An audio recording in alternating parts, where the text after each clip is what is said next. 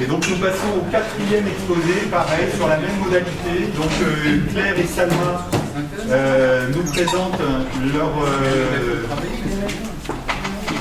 travail d'analyse transversale sur les questions de transition des systèmes alimentaires dans les territoires à partir d'un certain nombre d'études de cas présentées au cours des séminaires. Et donc 20 minutes de présentation. On va le faire à deux voix. Ouais, très bien. Et après, je vous éteins un peu les lumières. Et puis une discussion ensuite. Bon, une chose qu'on n'a pas faite, mais quand même à laquelle on va s'obliger pour qu'on n'a pas fait pour le précédent, c'est-à-dire c'est finalement qu'est-ce qu'on retient de la discussion et qui pourrait être incorporé dans l'exposé de demain sur adaptation, mais on vous fait confiance, d'autant plus que tu as pris des notes très, très précises de l'ensemble des échanges pour savoir pour voir ce que vous réussirez à...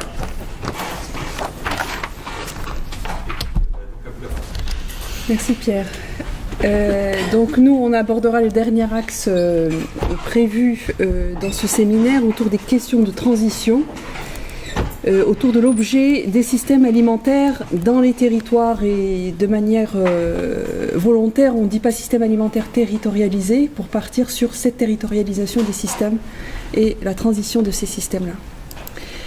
Alors, première question à partir de laquelle on a travaillé la relecture des cas, mais qui va ouvrir, vous allez le voir, à d'autres questions essentielles et complémentaires à la fin, c'est de dire finalement ces transitions de système, ces transformations de systèmes alimentaires, qu'est-ce qu'elles produisent et comment elles produisent de nouvelles modalités de coexistence dans les territoires. Donc on le prend comme un effet, la coexistence comme un effet de ces transitions dans les territoires. Donc la structure de cette présentation, elle est autour d'une introduction pour repréciser les termes qu'on utilise, une proposition de grille d'analyse, de grille de questionnement et d'une entrée d'analyse qu'on a adoptée pour relire les cas, avec des premiers résultats, et je dis bien premiers résultats parce qu'on aurait besoin effectivement d'alimenter ça autour de la qualification des processus, de la discussion des échelles de cette transition, des mécanismes à l'œuvre et quelque chose autour des facteurs des transitions et des effets de ces transitions dans les territoires. Donc les cas qu'on a abordés, il y en a 5. Il me semble il y en a un seul qui a été abordé dans le groupe, je crois, diversification et spécialisation, celui de Guillaume.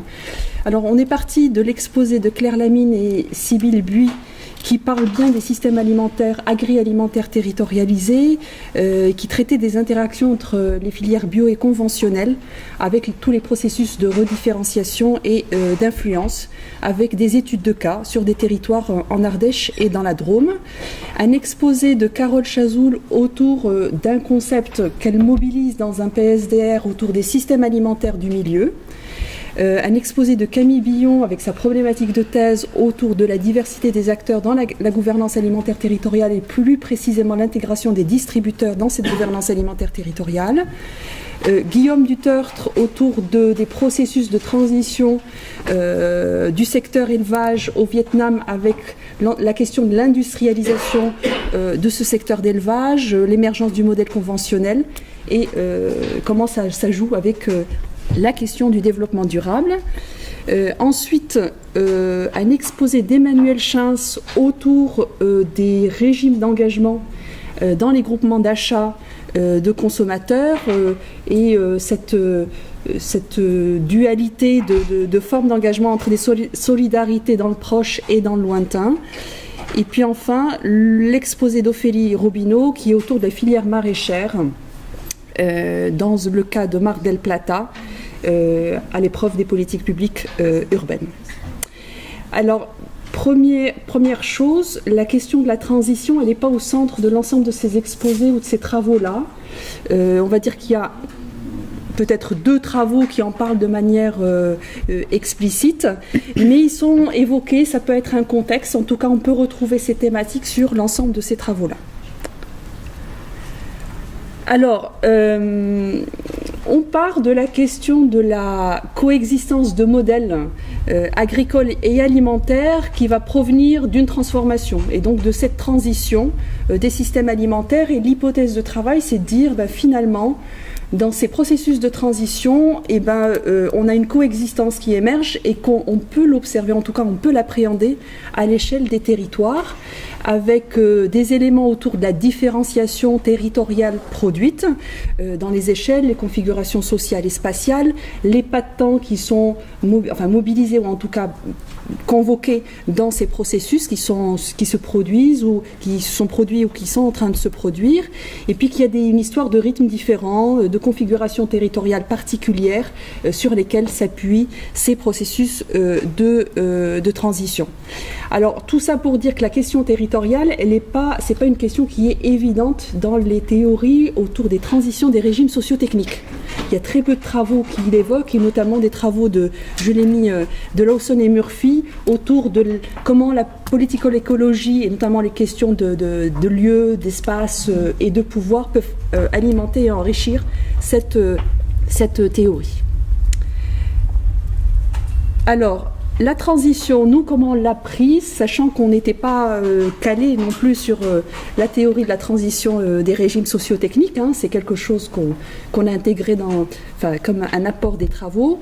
On est plutôt sur des transitions qui s'énoncent dans les cas par des changements d'état dans les pratiques de production, de commercialisation, de reconfiguration des relations de pouvoir entre acteurs ou d'interaction des acteurs de ces systèmes alimentaires. Et l'idée, c'est de dire, il y a des facteurs qui engagent ces transitions, c'est des forces motrices, l'émergence de demandes, des déterminants sociaux qui font pression, qui sont autant de défis, qui vont agir sur une situation initiale et qui vont produire des effets et des réponses spécifiques dans ces territoires et qui reconfigurent la situation initiale. C'est un peu la structure globale de la lecture de nos cas. Alors les questionnements plus précisément ou les questions qu'on s'est posées au début, avant de regarder plus précisément les cas, c'est de dire finalement, il faudra qu'on regarde d'un peu plus près, quand il est question de transition, donc de processus, on est peut-être sur des trajectoires de territoire et qu'il faudrait peut-être les caractériser, identifier les principales composantes de ces trajectoires, de regarder au plus près les principaux facteurs en jeu dans ces processus de transition, en regardant aussi les questions de facteurs déclencheurs et d'aller même jusqu'à se dire est-ce qu'il y a bien des conditions territoriales, un contexte limitant ou facilitant ces changements ou ces transitions, avec bien entendu la question des acteurs qui impulsent ces dynamiques et qui sont derrière ces dynamiques socio-spatiales. Et puis dernier point, le côté impact, conséquence ou effet. Quel effet au niveau des systèmes alimentaires dans ces territoires et quelles formes de coexistence sont produites par ces processus. Et dans la trajectoire, effectivement, on est, comme je le disais, on est sur les questions de repérage des conditions territoriales, des facteurs qui contribuent à ces processus. On les a posés un peu, c'est pas une typologie, mais presque, de dire, on part de la description de la situation, de voir un peu les cadres analytiques qui sont mobilisés dans chaque cas, essayer de voir si on parle ou pas, ou si on peut en sortir, en déduire les conditions territoriales, et puis essayer de faire le tri entre des facteurs déclencheurs, des facteurs accélérateurs, régulateurs, et voir s'ils sont endogènes ou exogènes, ou en tout cas internes ou externes au territoire, avec les formes de coexistence et les implications territoriales. Et de voir ça sur le temps. Alors, juste pour revenir aux cas qui ont été analysés, je vous ai donné la liste.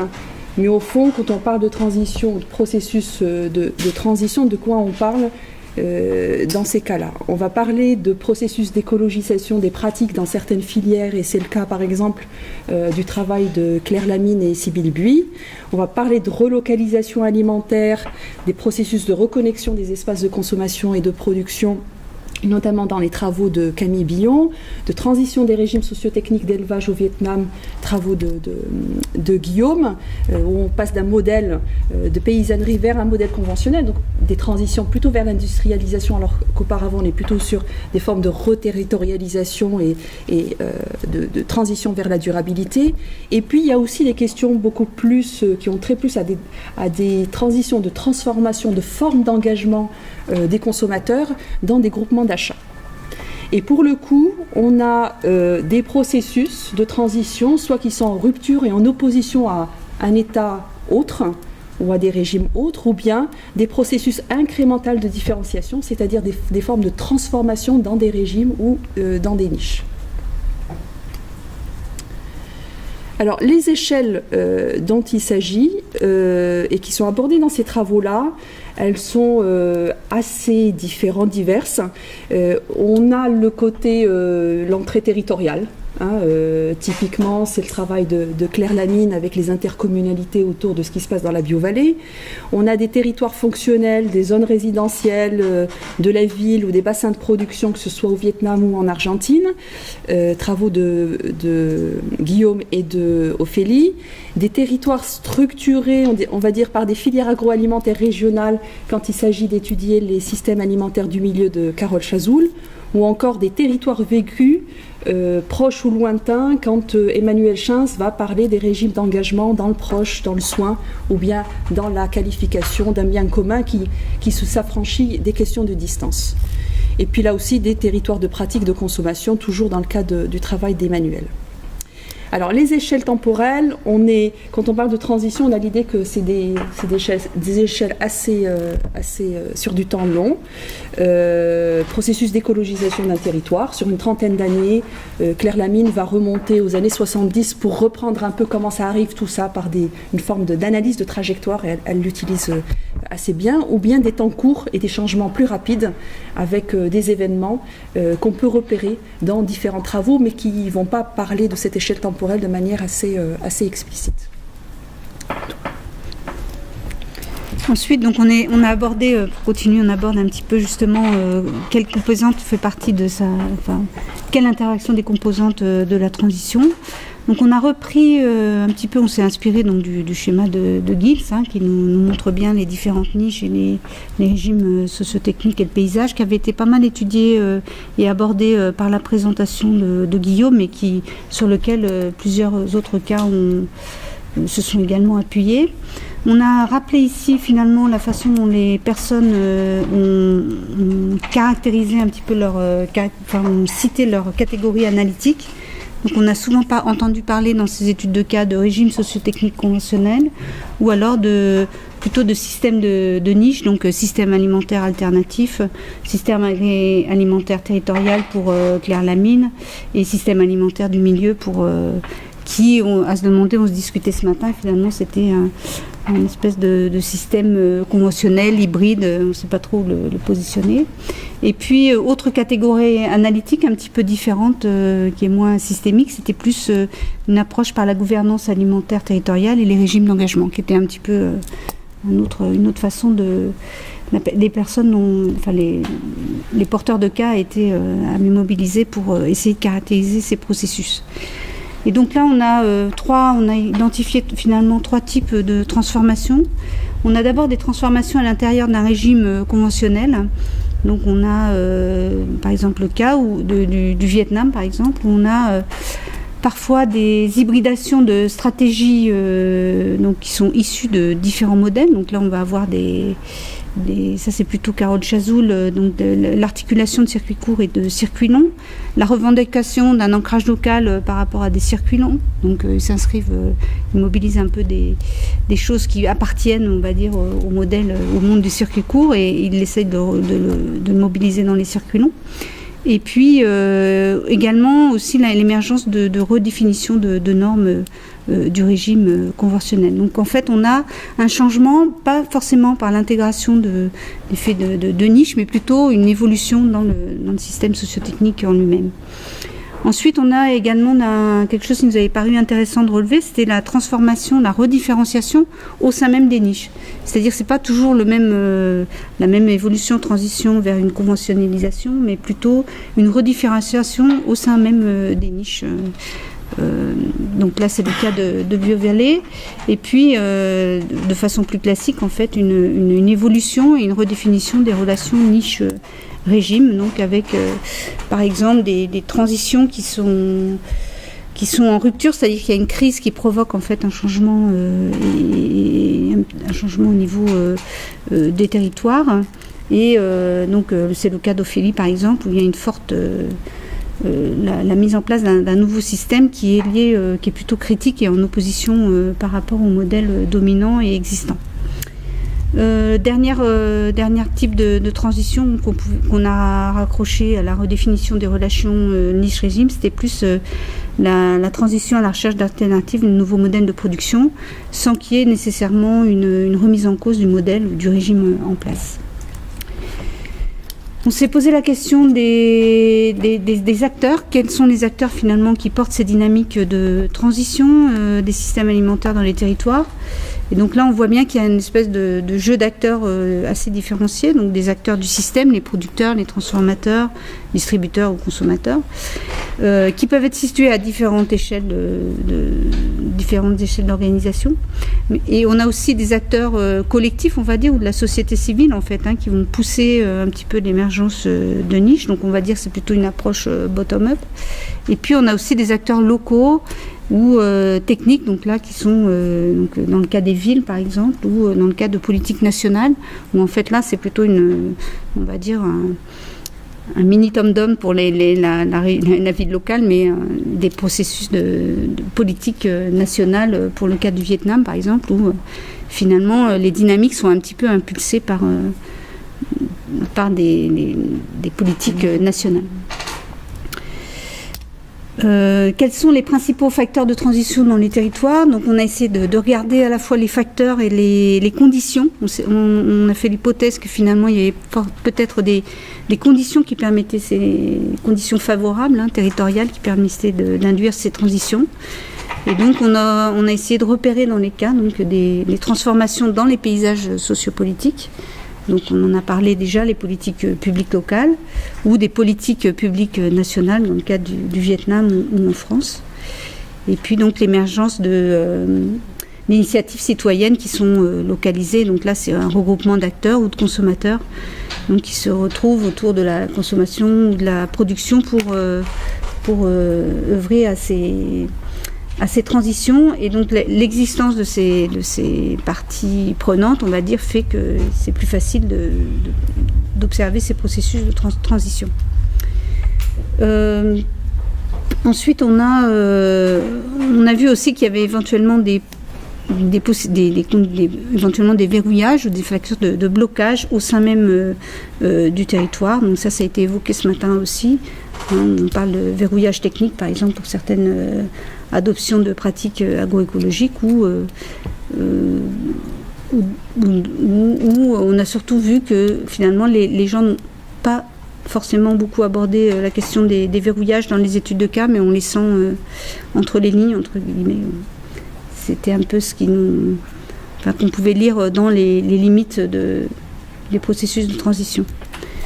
En termes de facteurs de transition, donc on a bien repéré différents types d'acteurs qui pouvaient aider à la transition dans des systèmes de production dans les territoires, des systèmes alimentaires. Donc on a des facteurs un petit peu déclenchants, donc qui vont faire qu'il y a soit une crise économique qui pousse les acteurs à réagir, à s'organiser de façon nouvelle et adopter de nouvelles pratiques. Mais aussi ça peut être l'installation d'une industrie. Des facteurs accélérateurs entendus dans le sens où finalement l'existence d'une demande croissante, par exemple dans le cas des produits bio en Biovallée, dans la Drôme, c'est un facteur qui permet en fait de mettre en route un système de transition, permettre de l'accélérer. Mais aussi quelque chose qui a été repéré par notamment en Biovallée et en Argentine, c'était la recomposition en fait des populations dans le territoire. Donc Ophélie parle de l'arrivée des migrants et des migrants bolivien. Et puis Claire Lamine nous parle des néo-ruraux en fait, qui ont un peu changé la donne. Et puis certains facteurs régulateurs, donc c'est plutôt des lois et qui nous permettent aussi de faire aller dans le sens de la transition. Les effets ne sont pas énormément analysés dans les cas et on pense que c'est quelque chose à produire. 24 Alors on est morte. Bon, Ok. Finissez, mais ce que je veux dire, c'est que vous preniez la mesure que demain, il faudra... Encore, ouais. Vous allez nous aider. On va peut-être faire virer les acteurs. Ouais. Alors, rapidement, donc on a, en fait, comme ça n'a pas été très analysé, peut-être on va passer rapidement. On a quand même vu des modèles, donc on en a parlé ce matin.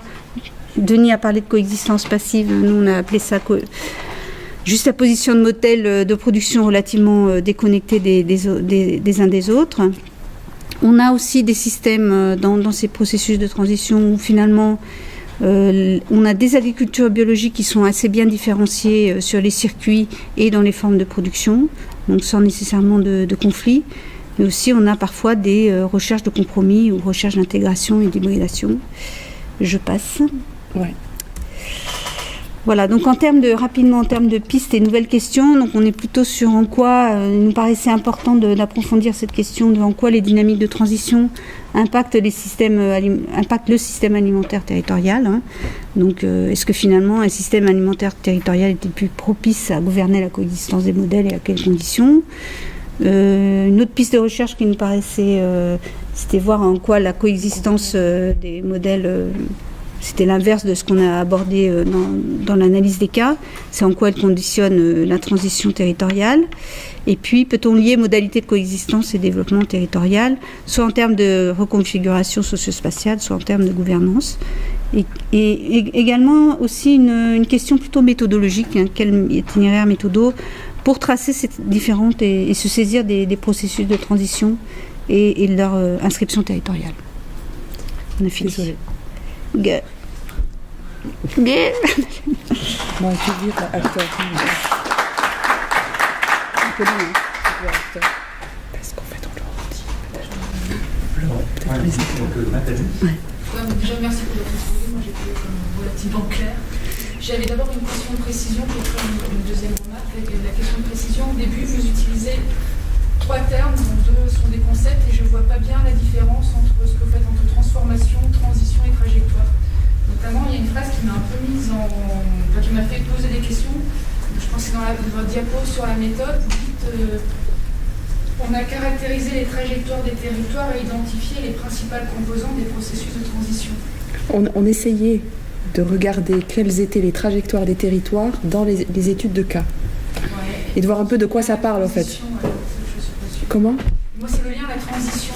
En fait, la transition, on l'a pris au... La trajectoire, c'est un moyen d'analyser la trajectoire. Oui, Ouais. La trajectoire, c'est un moyen. Trajectoire de territoire, c'est un outil d'analyse de ce qui se passe en termes de transformation ou de transition. Sachant qu'effectivement, on n'est pas très carré sur transition, transformation, en se disant la transition, on va la prendre comme des choses qui changent.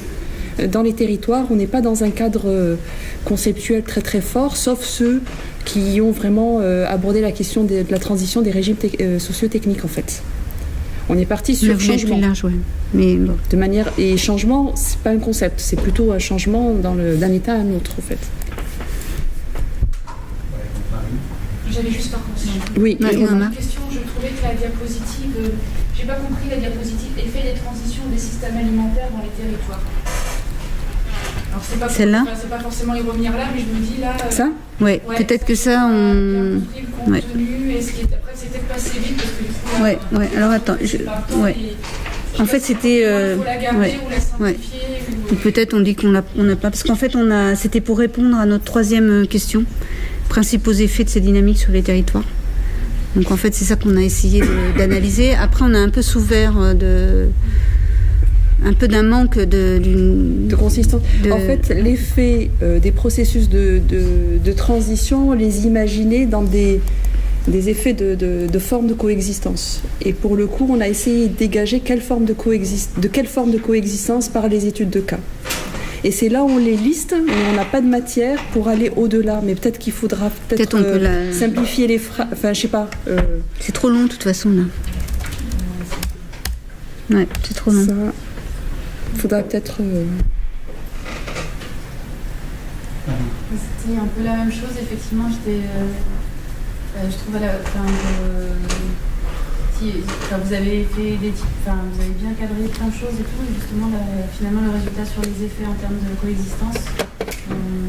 C'est moyen, ouais. C'est moyen, c'est là où on a le moins de. En fait, c'est là où on a le moins de. Ouais. Et je me posais la question, mais du coup, vous y répondez. Vous dites que c'est une des pistes de recherche, mais pourquoi vous avez fait le choix de poser la question Quels effets les effets sur la coexistence et pas comment la coexistence participe. Au départ, notre question initiale, on avait voulu mettre les deux dans la même... C'est-à-dire qu'on avait dit comment, en quoi les... je sais plus. Sont induits. Sont-ils induits ou produisent... On voulait avoir les deux dans notre même question, puis en fait, ça faisait moche. Enfin, on trouvait que c'était... Non, mais surtout qu'on n'avait pas... On n'arrivait pas à l'exprimer. Ouais, on n'avait pas la matière. Et en plus, on trouvait que c'était... Dans la phrase, ça faisait bizarre, quoi. Donc, c'était quoi qu'on dit on ne regarde qu'une boucle, en fait. Et pas la boucle de... Mais on pense qu'en termes de fonds de recherche, c'est important aussi d'avoir cet autre regard. Justement, d'inverser la question et de voir en quoi nouvelle modalité de coexistence de territoire produit aussi des processus de transition. Et sinon, j'avais la même question que Nathalie sur... je me demandais s'il ne fallait pas faire un choix entre moins transformation et transition. D'accord. Ah oui, d'accord. Parce que du coup, en fait, moi d'avoir les deux à chaque fois, j'ai envie de poser la question, c'est quoi la différence et comment vous définissez. Donc c'est juste pour éviter... Enfin, moi, je pense qu'il y a une grosse différence. Et je vais dis-nous. Ma lecture, Ouais. c'est qu'une transition, elle est orientée par un horizon. Lorsqu'on parle de transition urbaine, nutritionnelle, énergétique, écologique, démographique, toutes ces transitions, elles ont un horizon. Ça ne veut pas dire qu'on connaisse le chemin pour y parvenir. Ça ne veut pas dire que cet horizon soit complètement clair non plus parce qu'il se définit chemin faisant. Aussi les critiques qui ont été données à une transition agroécologique dans laquelle on mettrait l'agroécologie comme étant le modèle, clairement défini, alors qu'on est dans l'invention de ce modèle. Et c'est ce qui oppose, ce qui différencie une analyse en termes de transformation et une analyse en termes de transition, c'est qu'on analyse la transformation. Dans la transition, on pense la transformation par rapport à un horizon donné. Et donc les enjeux d'accompagnement et comment cette transformation, elle est ou non en cohérence par rapport à l'horizon. Est-ce qu'il y a des verrouillages par rapport au chemin de transition vers l'horizon. Ça, c'est la première chose.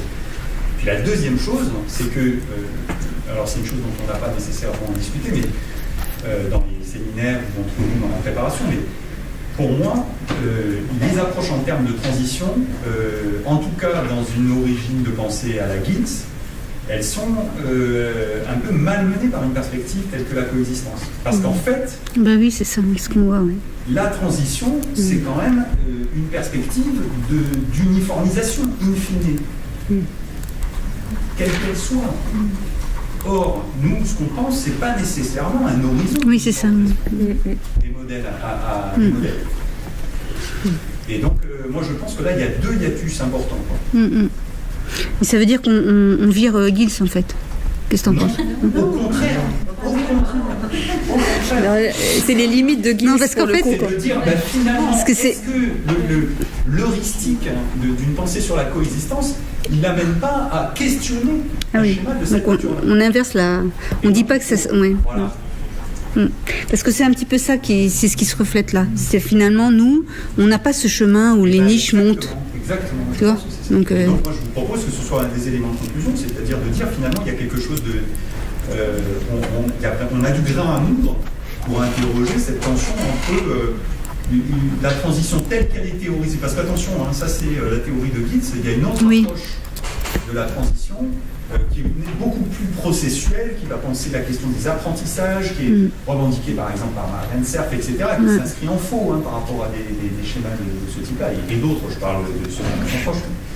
Et donc, mais ce schéma-là et cette communauté scientifique est quand même très puissante. Hein. Oui. C'est un mainstream hein, qui s'est imposé sur notre façon de voir, de penser le développement. Moi, je pense que en mettant la question de la coexistence sur la table, on chahute un peu, quoi. On vient le titiller. Et donc, il faut le dire, ça. D'accord. Comme un élément fort de la conclusion, je pense. Et du coup, virer transformation-transition. Parce que ça, c'est sûr, je suis d'accord avec Marie, ça va, demain, ça nous amène des questions qui invalident presque. Oui. On pense la transition. On pense la transition, c'est bon. Oui, c'est ça, on ne parle pas de transformation. Ok. Si ça vous convient. Oui, ça me va. C'est clair. Pardon, il y a dans l'ordre Non, c'était pardon. Et c'est un peu justement sur ce que tu discutais juste tout de suite. Il y a un aspect qui est vraiment intéressant dans votre présentation, c'est que vous vous situez par rapport à un corpus théorique. Ce qui n'était pas le cas pour les présentations sur l'hybridation. Un petit peu moins non plus sur les questions de diversification. Donc là, il y a vraiment une position intéressante du projet par rapport donc, à une littérature. Et vous le posez assez bien dans votre introduction, et c'est peut-être je pense, une clé de compréhension, c'est vous dites, est-ce que finalement cette approche de transition, on peut l'inscrire dans un territoire? Est-ce qu'on peut l'analyser par un territoire? C'est peut-être ça un petit peu qui est nouveau par rapport à l'approche des régimes sociotechniques. Parce que quand même, l'approche régime sociotechnique, elle apporte beaucoup, notamment pour relier les systèmes alimentaires au système productif, pour montrer les processus d'évolution progressive, d'apprentissage, même si c'est pas pour relier le social et le technique. Il y a beaucoup de choses quand même dans cette approche qui correspondent à ce qu'on essaye de montrer. Mais c'est des approches qui ont, jusqu'à présent, peut-être été surtout conduites dans des contextes de secteurs, dans des contextes de filières. Et du coup, pour monter ces transformations de filières avec l'industrie qui arrive, ou alors au contraire avec les systèmes alternatifs qui émergent, etc. Et du coup, vous vous dites, voilà, si on se place par rapport à des territoires, c'est plus compliqué parce que du coup, on ne peut pas s'intérioriser seulement à ces formes majoritaires, mais on est obligé de s'intéresser à une multitude de trajectoires et du coup, la grille est un petit peu en faux parce que la grille, justement, elle parle de régime dominant. Alors, il reste un régime dominant, notamment en termes de pouvoir sur les territoires. Il y a toujours ce qu'on peut appeler les firmes dominantes, etc. Mais il y a la place pour d'autres régimes, effectivement, d'autres processus de transition. Ok, merci.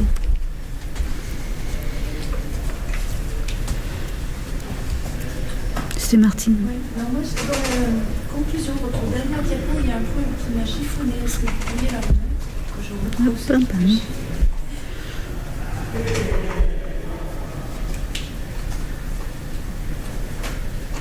Ouais, il y a deux trucs qui me questionnent sur le premier point.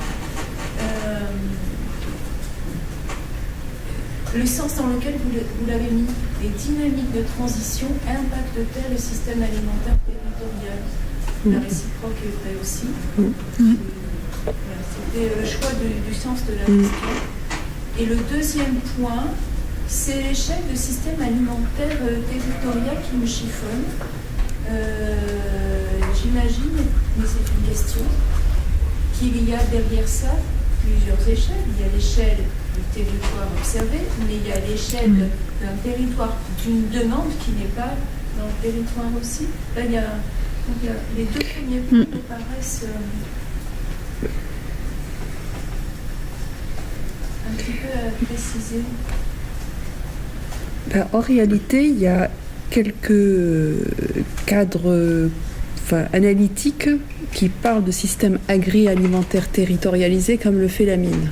Et elle le définit très bien en disant c'est les acteurs du système alimentaire localisé, mais c'est en plus tous les acteurs locaux autour du conseil technique, autour des politiques publiques, etc.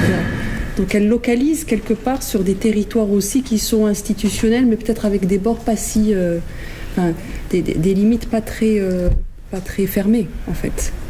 Et cette définition-là, vous le prenez dans Implicitement, oui, Ouais. en fait. Implicitement, oui. Oui, oui. C'est vrai que Mais c'est peut-être à préciser, ouais. c'est peut-être à préciser, mais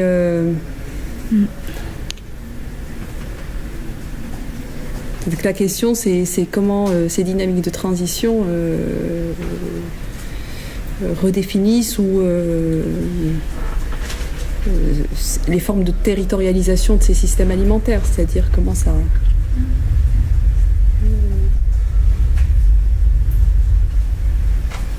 En fait, la première question, ça voulait être l'inverse de notre question des parrains. C'est-à-dire que finalement, on a vraiment regardé... donc, C'est vrai que on l'a retournée, mais peut-être qu'il faut la rédiger celle-là. Ouais. Peut-être en termes de... Moi, j'ai une question en termes de gain de temps. Je suis pas sûre qu'on... C'est quelque chose qu'on a rajouté en se disant... En fait, on en avait parlé au moment de faire la présentation, puis en fait, on l'avait pas mis. Donc, on l'a remis ce matin et je sais pas si ça apporte beaucoup. Je pense que c'est quelque chose... Enfin, si... Là, moi, c'est plus un tableau. Il y a un tableau à un moment que j'ai trouvé. Je crois. Le tableau des facteurs, peut-être. Ouais. Ouais, ça fait un peu... On fait un peu inventaire à l'après-vert. Ouais, c'est ça, ouais. Pour l'instant, quoi. Que ce soit une étape dans le travail à garder, pour se dire, bon, après, notamment dans une perspective d'ouvrage, comment D'accord. on recherche. Et là, vous n'en tirez rien. Non, on dit qu'il y a une pluralité de... Ouais, c'est descriptif. Donc, on balle. Ça perche quand même sur la question de ce que c'est que les facteurs, si on se pose la question des facteurs de changement. Mais en fait, ça servait de... Ça, c'est dit avant. c'est dit avant, ouais. C'est mis dit avant. mais ça donne des exemples sur les cas, en fait. Et oui, mais d'accord. Non, c'est pas dit avant, en fait. C'est pas... Sans que pour autant, Ouais, non, c'est c'est vrai. complètement les cas. Donc, on est un peu Ouais. dans un intermédiaire qui... pour moi, Qui est pas Ok, bien, ok. ouais. Ça- Ça marche. Bah, on enlève, ouais. Non, et on insiste plus sur les différents types de facteurs dans la présentation de la méthode. Mais Au les départ. facteurs, moi je trouve ça intéressant de différencier justement les différents types d'acteurs. Ouais, ouais, je suis D'accord. C'est important. Mais par contre, il y a alors, je dois vous présenter mes plus humbles excuses. Je me suis trompé dans le calcul de temps. Donc, vous avez vous voyez, vous êtes à 19 minutes. C'est bien, c'est bien. Non, c'est pas grave. C'est que c'était l'heure de la sieste. J'ai fait mon calcul. Et en Non, mais fait, c'était pour gagner du temps. En plus, 43, et puis tout ça, puis j'ai dit non, mais là, quand même, ça dure. En fait, non. Donc, voilà. Vous êtes vraiment. Non, c'est bon. Non, il n'y a pas de souci. Non, mais on enlève les facteurs, ok. Mais Ça quand va. même, On enlève, ouais. On peut enlever. quand même enlever transformation. Ouais, on enlève les transformations. Et par contre, ouais. C'est là-dessus et la qu'il faut fin, qu'on... ouais. Peut-être là, il faut être plus... Ouais, c'était ça qu'on disait au Et départ. puis la Qu'est-ce qu'on fait ? conclusion, mettez pas des 3 petits points, je pense que... Ah, on a mis 3 petits Non, points. les 3 petits points, c'est pour vous, en fait. Ah, d'accord. Ah oui, Les 3 c'était... petits points, c'était est-ce que il y a des... parce que... enfin, Bah, il y en avait aussi une, sur là, la ce que tu disais, Moi, je que pense... c'est ça, Ouais. c'est-à-dire qu'en fait, vous ouvrez, nous, collectivement, un vrai champ théorique Ouais. sur... Parce qu'en fait, moi, je rejoins complètement ce qu'a dit Guillaume, et c'est d'autres le disent. Et pourquoi la transition, ça a porté aussi fort? Parce que c'est une pensée sur le développement. Parce que vraiment, on se remet à penser le développement. Et donc, et nous aussi, dans une perspective de cohésion. Oui, c'est ça. Voilà. Mais donc, ça veut dire quoi? Ça veut dire qu'il y a vraiment un dialogue théorique là, à instruire. C'est pas au sens d'une confrontation, ou je sais pas quoi, mais en tout cas d'une instruction en parallèle de ce que la transition nous apporte, mais aussi de ce que nous, on peut apporter sur une pensée théorique de la transition. Donc ça, moi, je pense qu'il faut le mettre comme un axe de recherche. Ouais, et le premier, d'ailleurs. Ok. Ouais, c'est... Ouais. Ouais, c'est beaucoup plus large, ouais. Non, mais précisément par rapport à ça, j'ai bien compris si on avait des éléments empiriques qui nous permettaient d'aller plus loin par rapport à ça. Parce qu'effectivement, je trouve qu'on parlait de la question qu'on avait entamée au début de la discussion et que je soulève là maintenant, elle est complètement centrale. Comme Marie, comme d'autres, j'avais vraiment envie que la soit regroupée. C'est pas seulement la question de savoir en quoi la transition dans les systèmes alimentaires induit une coexistence, mais c'est bien aussi en quoi le fait de considérer la coexistence au départ induit des formes spécifiques de transition avec un S cette fois. C'est vraiment le fait de rajouter un S. Peut-être comme ça que je change tout à la transition socio-technique. Parce que du coup, on n'a plus des transitions uniformisatrices, en fait, qui déboucheraient vers un modèle unique. Et nous, on dit, on part d'une diversité de modèles coexistants, chacun étant potentiellement, effectivement, dans des processus de transition, mais ça ne débouche pas sur un modèle unique, ça débouche en toute logique sur une multiplicité de modèles ayant vécu chacun des formes diverses de transition. Mais est-ce que dans les cas, on a vraiment des situations où on pourrait étayer ça un petit peu, quoi, Le problème, il est bien là, c'est qu'on n'a pas de matière là-dessus, en fait. Mais c'est pour ça qu'on voudrait le mettre en front de recherche, en horizon, tu vois. On va pas s'arrêter avec les cas qu'on a, donc en fait, on a intérêt à travailler cette question-là dans le futur, quoi. C'est un petit peu la proposition qu'on fait.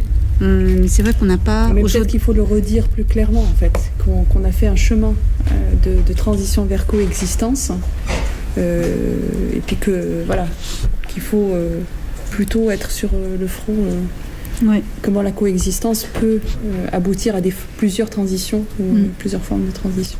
Du coup, est-ce qu'on ne pourrait pas reboucler avec la discussion qu'on a eue avant sur hybridation?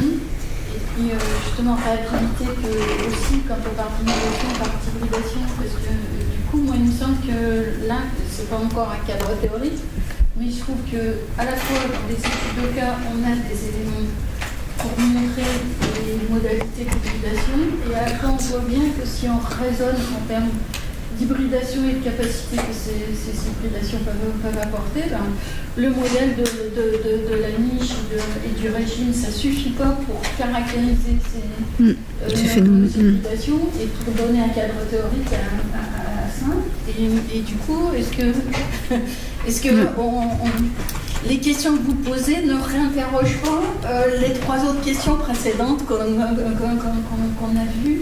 Et est-ce qu'on n'a pas des éléments justement pas de théorisation encore, mais de formalisation qu'il faudra aller chercher dans approfondir les processus de diversification, oui, ça d'innovation et des processus d'adaptation pour justement essayer de reboucler cette boucle-là.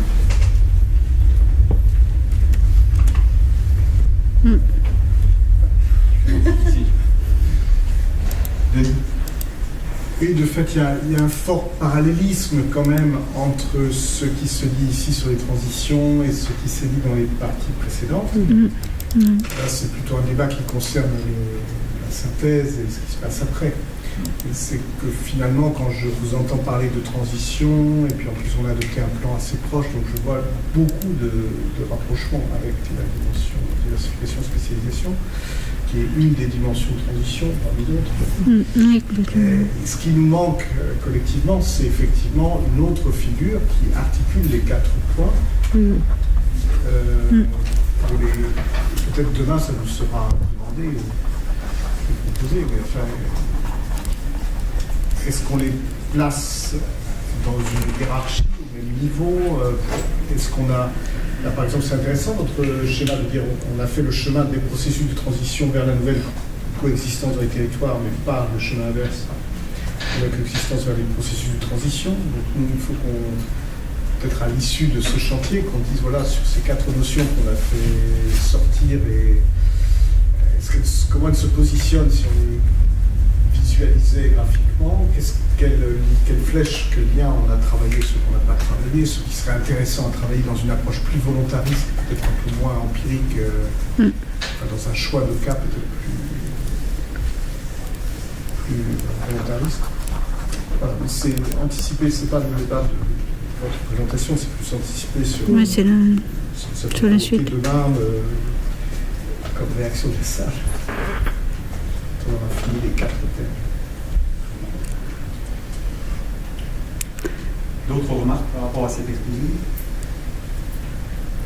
Parce qu'en fait, demain, il n'y a pas de... Enfin, je continue sur ce que disait Denis. Demain, on a nos présentations couplées à des grandes conférences, enfin des conférences...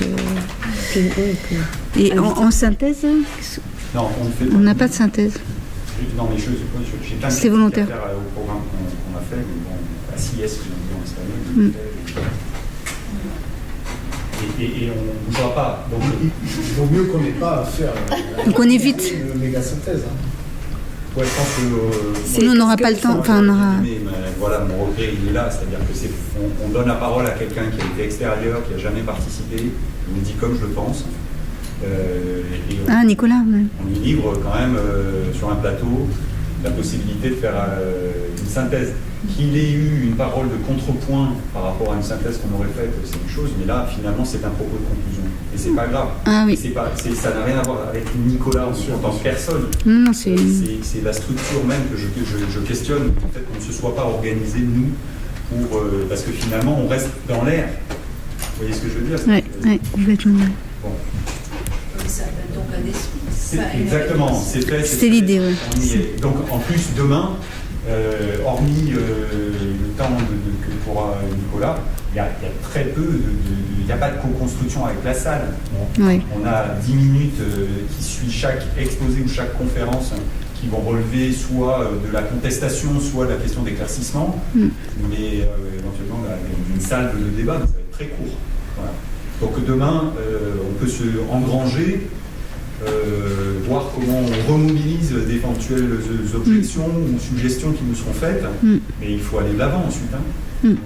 Voilà, ça, et du coup, je fais la transition. Oui. Merci. Pour c'est qu'à le dire. Suggérer que, est-ce que vous êtes au clair par rapport aux différents éléments dont on a discuté concernant votre exposé? Oui, absolument. Oui, je ne vous demande pas de faire ça s'appelle la chose. Et donc maintenant on passe à la deuxième, à la suite de notre agenda de travail.